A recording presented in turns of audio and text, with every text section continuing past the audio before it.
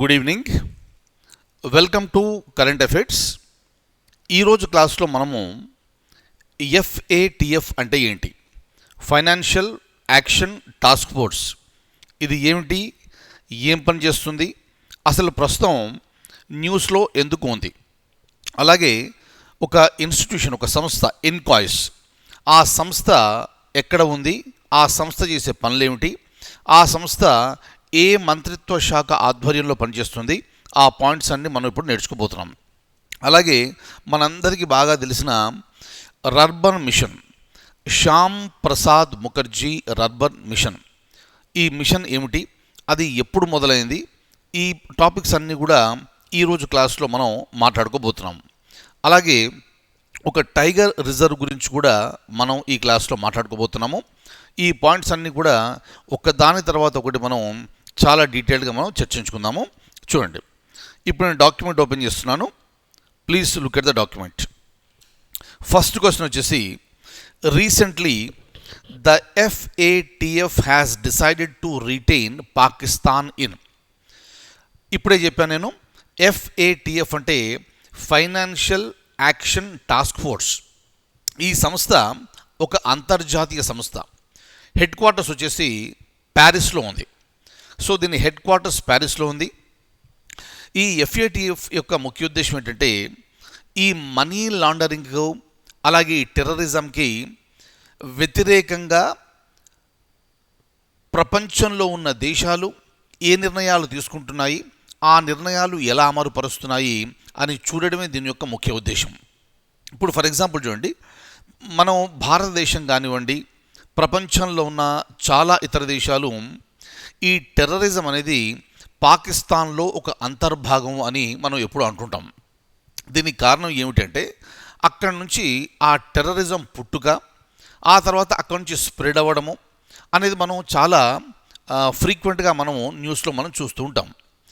మరి ఆ money laundering నిరోధించడానికి, ఈ టెర్రరిజాన్ని నిరోధించడానికి పాకిస్తాన్ చేపడుతున్న చర్యలు ఏమిటి, అలాగే ఇతర దేశాలు చేపడుతున్న చర్యలు ఏమిటి, ఒకవేళ కనుక పాకిస్తాన్ లాంటి దేశాలు సరైన చర్యలు చేపట్టకుండా ఆ టెర్రరిజం అలాగే కంటిన్యూ అయితే కనుక అటువంటి దేశాలని కొన్ని లిస్టులో పెడతారు. పాకిస్తాన్ ఆల్రెడీ ఉంది ఏ లిస్టులో అంటే గ్రే లిస్ట్. మీరు ఇక్కడ చూడొచ్చు, option D, Pakistan already grey లిస్టులో ఉంది. పాకిస్తాన్ని అదే విధంగా కంటిన్యూ చేశారు. సో ఇక్కడ చెప్పింది ఏంటంటే, మళ్ళీ నెక్స్ట్ సమావేశం అనేది జూన్ జూలైలో ఉంటుంది. అప్పటి వరకు కూడా పాకిస్తాన్ అనేది గ్రే లిస్ట్లో ఉండేది. జ్ఞాపకం పెట్టుకోండి, ఇంతకుముందు కూడా గ్రే లిస్టే, ఇప్పుడు కూడా గ్రే లిస్టే. భారత్ లాంటి దేశాలు పాకిస్తాన్ని బ్లాక్ లిస్ట్లో పెట్టాలని డిమాండ్ చేస్తున్నాయి. రైట్. సో ఇది ఎఫ్ఏటిఎఫ్కి సంబంధించిన ఒక పాయింట్.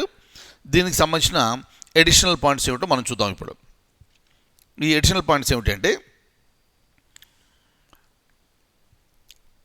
రైట్, సో మళ్ళీ జూన్లో జరిగే సమావేశం వరకు కూడా పాకిస్తాన్ని గ్రే లిస్ట్లోనే ఉంచాలి అని ఎఫ్ఏటిఎఫ్ నిర్ణయం తీసుకోవడం జరిగింది. రైట్. మరి ఎఫ్ఏటిఎఫ్ ఏంటంటే ఇంటర్ గవర్నమెంటల్ బాడీ. ఇదొక అంతర్జాతీయ సంస్థ. దీంట్లో చాలా దేశాలు సభ్యత్వం కలిగి ఉన్నాయి. మరి ఈ ఎఫ్ఏటిఎఫ్ని ఎప్పుడు ఏర్పాటు చేశారు అంటే 1989 సంవత్సరంలో ఏర్పాటు చేశారు. ఇది ఎగ్జామినేషన్ పాయింట్ ఆఫ్ వ్యూ ఒక ఇంపార్టెంట్ పాయింట్. సో 1989లో ఈ సంస్థని ఏర్పాటు చేయడం జరిగింది. సో వీళ్ళు ఏం చేస్తారంటే, ఒక కంట్రీ యొక్క బలం ఎంత, ఒక దేశం యొక్క స్ట్రెంత్ ఎంత, ఆ స్ట్రెంత్తో ఈ యాంటీ మనీ లాండరింగ్ అలాగే యాంటీ టెర్రర్ ఫైనాన్సింగ్ వీటన్నిటికి సంబంధించి ఆ దేశంలో నిర్ణయాలు ఎలా అమలుపరుస్తున్నారు అని చూసే బాధ్యత ఈ ఎఫ్ఏటిఎఫ్ది. రైట్. అయితే ఇది ఎక్కడుంది అంటే, ఈ ఎఫ్ఏటిఎఫ్ యొక్క హెడ్ క్వార్టర్స్ వచ్చేసి ప్యారిస్. రైట్.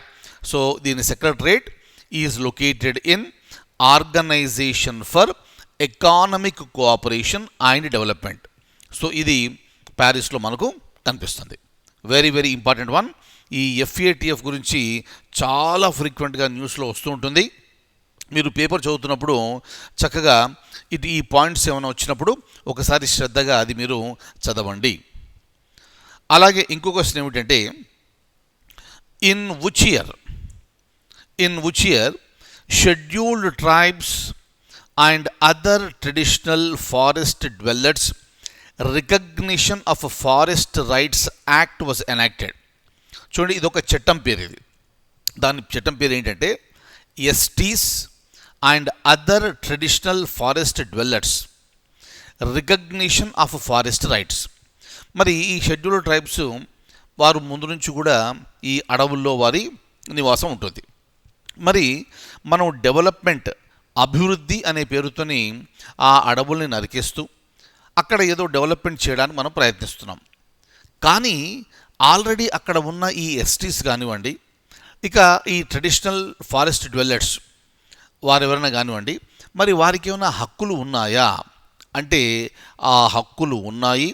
ఆ హక్కుల్ని గుర్తిస్తూ పాస్ చేసిన చట్టమే STs and other traditional forest dwellers recognition of the forest rights. Right.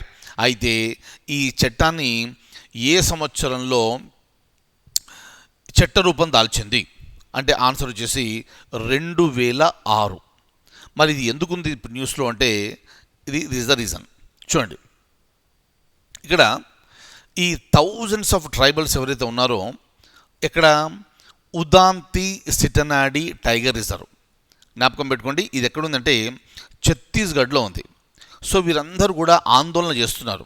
వారి డిమాండ్ ఏమిటి అంటే వారి యొక్క హక్కుల్ని గుర్తించాలి. ఏం హక్కులు? ఈ కమ్యూనిటీ ఫారెస్ట్ రిసోర్స్ రైట్స్ ఏవైతే ఉన్నాయో వాటి హక్కుల్ని గుర్తించాలి అని ఈ కమ్యూనిటీ వాళ్ళు ఆందోళన చేయడం జరుగుతుంది. Very very very very important. Right. అది చూడండి, ఇక్కడ దీన్ని ఈ ఉదాంతి టైగర్ రిజర్వ్ దీన్ని 1984 సంవత్సరంలో ఒక వైల్డ్ లైఫ్ శాంక్చురీగా గుర్తించడం జరిగింది. ఎవరు గుర్తించారు అంటే మధ్యప్రదేశ్ గవర్నమెంట్ గుర్తించడం జరిగింది. కానీ ఒక పాయింట్ మనం జ్ఞాపకం పెట్టుకోవాల్సింది ఏంటంటే ఇది గుర్తింపు వచ్చింది ఇప్పుడు 1984. కానీ 2000 సంవత్సరంలో మధ్యప్రదేశ్ను విభజించి ఛత్తీస్గఢ్ రాష్ట్రాన్ని ఏర్పాటు చేయడం జరిగింది. ఆ పాయింట్స్ మీ అందరికీ కూడా చాలా బాగా తెలుసు. అయితే ప్రస్తుతం ఈ ఉదాంతి వైల్డ్ లైఫ్ శాంక్చురీ అది ఎక్కడుంది అంటే ప్రస్తుతం ఇది ఛత్తీస్గఢ్లో ఉంది. Very very important, not Madhya Pradesh. కానీ ఆ వైల్డ్ లైఫ్ శాంక్చురీని ఏర్పాటు చేసిన సంవత్సరం ఏమో 1984. రైట్. అప్పుడు అది మధ్యప్రదేశ్, అప్పుడు అది యునైటెడ్ మధ్యప్రదేశ్. ప్రస్తుతం ఉందేమో ఛత్తీస్గఢ్లో, అది మనకు కనిపిస్తుంది. Very very very very important. Next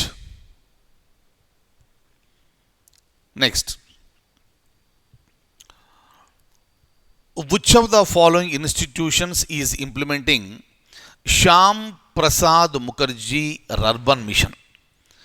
right. So దీన్ని SPMRM అంటాం. ఈ SPMRM దాన్ని అమలు పరుస్తున్న సంస్థ ఏది? నీతి ఆయోగా, మినిస్ట్రీ ఆఫ్ రూరల్ డెవలప్మెంటా, లేదా మినిస్ట్రీ ఆఫ్ అర్బన్ అఫేర్సా, లేదా మినిస్ట్రీ ఆఫ్ హెచ్ఆర్డి? ఆన్సర్ వచ్చేసి option B, ministry of rural development. Very very very very very very important. Clear? So జ్ఞాపకం పెట్టుకోండి ఈ పాయింట్. సో నేను చెప్పాను ఇంతకుముందు కూడా, ఇటువంటి ప్రశ్నలు అడగడానికి ఆస్కారం ఎక్కువగా ఉంటుంది. రైట్ ఆన్సర్ ఇది. అయితే ఈ స్కీమ్ని అమలు పరిచేది ఎవరు అనేది వస్తుంది, మినిస్ట్రీ ఆఫ్ రూరల్ డెవలప్మెంట్. అయితే ఇంకొక పాయింట్ ఇక్కడ మీరు గ్రహించాల్సింది ఏమిటి అంటే ఈ SPMRM Shyam Prasad Mukherjee urban mission అనే స్కీమ్ని ఏ సంవత్సరంలో ప్రారంభించడం జరిగింది? ఆన్సర్ వచ్చేసి 2016.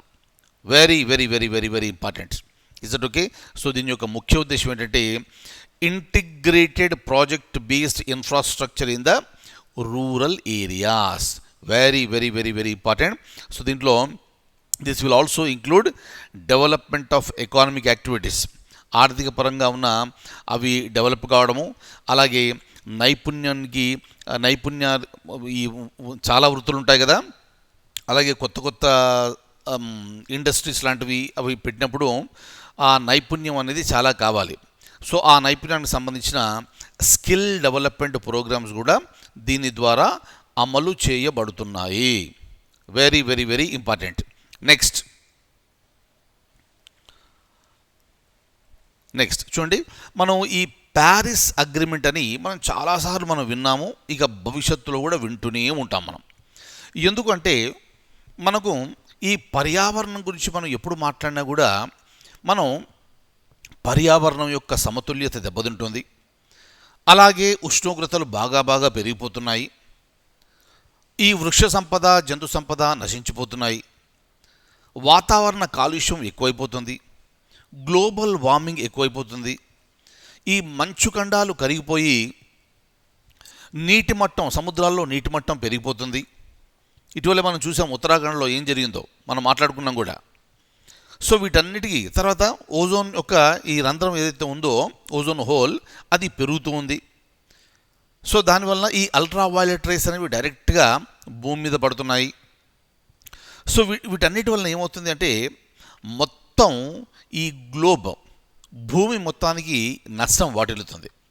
దానివలన ఒక 197 దేశాలు కలిసి తీసుకున్న నిర్ణయం ఏమిటి అంటే ఈ ప్యారిస్ ఒప్పందం ప్రకారంగా ఈ ప్రీ ఇండస్ట్రియల్ లెవెల్స్ కంటే ఈ 2 డిగ్రీ సెంటిగ్రేడ్ అక్కడే ఈ మన టెంపరేచర్స్ని ఉష్ణోగ్రతల్ని నియంత్రించాలి అని ఒక నిర్ణయం తీసుకున్నారు.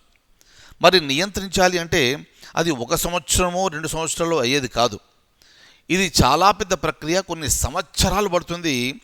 ఆ టార్గెట్ ఏమిటి, ఆ టార్గెట్ ఇయర్ ఏమిటి అనేది క్వశ్చన్. ఆ టార్గెట్ ఇయర్ వచ్చేసి 2100 సంవత్సరం.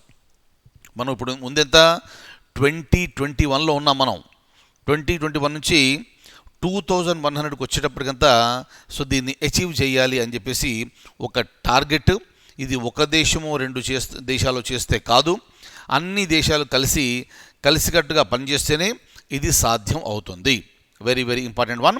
సో ఈ అగ్రిమెంట్ని 2016లో 197 దేశాలు ఈ ఒప్పందం మీద సంతకం చేయడం జరిగింది.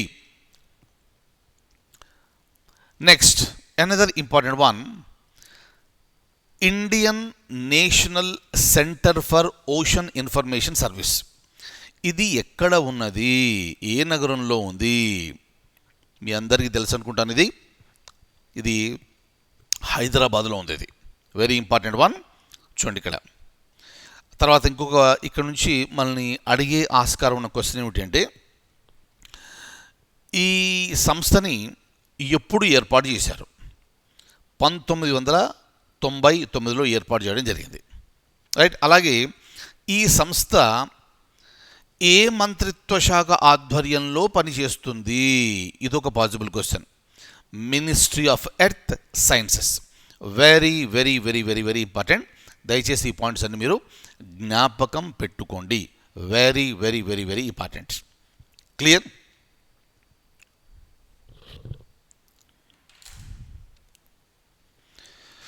సో ఇవి ఈ రోజుకు సంబంధించిన అంశాలు. మళ్ళీ మరిన్ని కరెంట్ అఫైర్స్తో నెక్స్ట్ క్లాస్లో మనం కలుద్దాము. అంతవరకు సెలవు. Take very good care.